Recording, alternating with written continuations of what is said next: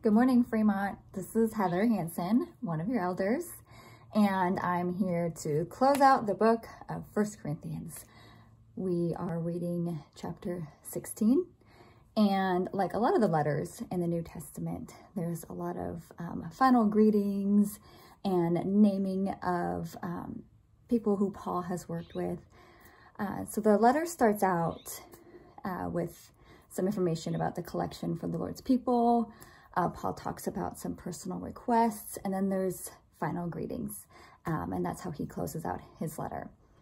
But in verses 13 and 14, I found this little gem.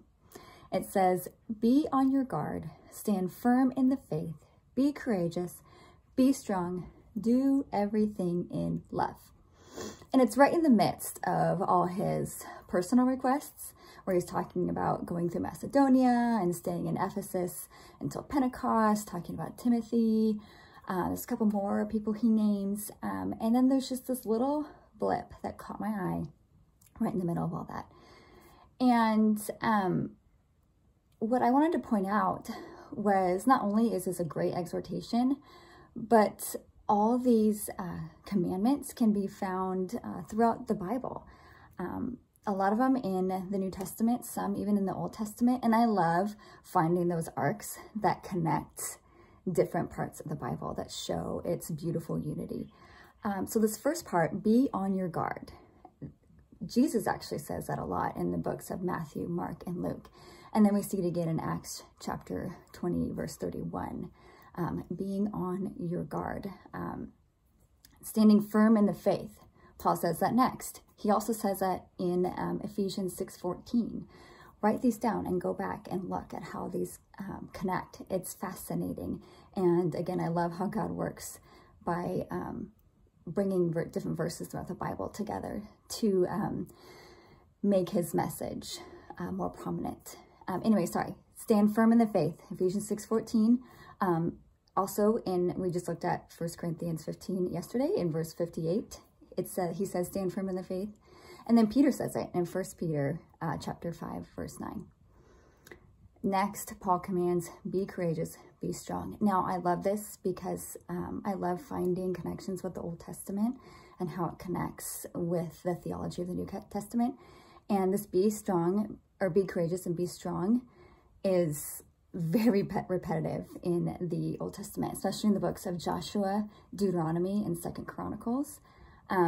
It is everywhere in Joshua. In chapter 1, right away at the beginning of the book, as he's going into battle to take on the Canaanites. And we see it in Deuteronomy chapter 31, verses 6 and 23, and then 2 Chronicles in both chapters 22, verse 13, and 32, verse 7. Finally, do everything in love. Now, this also reminds me a lot of chapter 13, which we just went through a few days ago. It doesn't say exactly do everything in love like the other commandments, but 1 Corinthians 13 talks about what happens if you don't have love in what you do. If you speak in tongues, if you have knowledge, if you can discern the mysteries, but do not have love, he says you are just a resounding gong or a clanging cymbal. Or he says, if I have prophecy or the gift of knowledge, but not love, I am nothing. If I give to the poor, but not have love, I gain nothing. And at the very end of the chapter, it says the greatest of these is love. And again, this is at the end of this little blurb, do everything in love. And it's such a great reminder. It seems so simple, but such a great reminder for everything we do. Are we talking? Are we speaking? Are we acting? Are we praying? Are we worshiping? Are we doing everything in love? God is love, and we should be representatives of that. So anyway, I hope you enjoyed the book of 1 Corinthians. And again, I hope you were encouraged by this message, by these commandments that Paul gives us. I hope you go back and find those connections. And have a great day, and we'll see you next time. Bye.